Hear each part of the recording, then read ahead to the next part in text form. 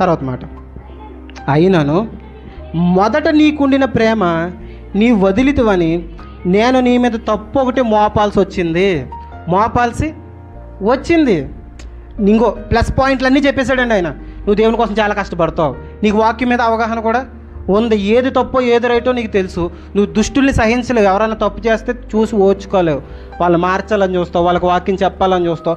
నీ విశ్వాసం చాలా బాగుంది, నీ భక్తి చాలా బాగుంది, నీ ప్రేమ అన్నీ చాలా బాగున్నాయి, కానీ నీ మీద తప్పు ఒకటి మోపాల్సి వచ్చింది. ఒక్కటి ఏంటట?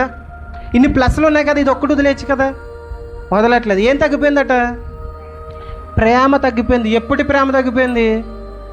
మొదట నీకుండిన ప్రేమ తగ్గిపోయింది. ఒకప్పుడు నన్ను నువ్వు చాలా ప్రేమించేవాడివి, ఇప్పుడు ప్రేమించట్లేదు.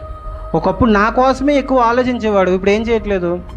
ఒకప్పుడు నా కోసమే ఎక్కువ తాపత్రయపడేదానివి, ఇప్పుడు ఆ తాపత్రయం లేదు.